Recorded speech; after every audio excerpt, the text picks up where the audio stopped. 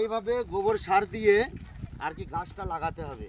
তা গাছের চারা হচ্ছে এটা, দেখতে পাচ্ছ, এটা হচ্ছে সবেদা গাছ, যাতে ছোট ছোট বাচ্চারা খেলে খুব ভালো, শরীর স্বাস্থ্য ভালো থাকে। এই জন্য আমরা এই জায়গাটায় একটা সবেদা গাছ লাগাচ্ছি। তো এখানে হচ্ছে গোবর সার দেওয়া আছে, গোবর সার দিয়ে মিশানো হলো এইমাত্র।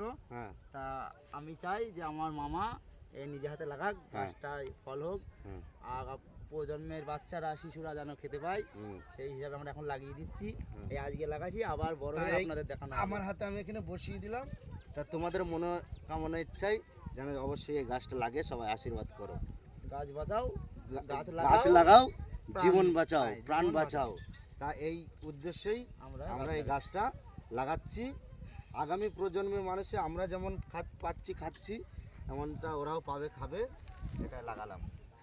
তা আমাদের মহাকাল ক্লাবের তরফ থেকে এই গাছটা লাগানো থাকলো।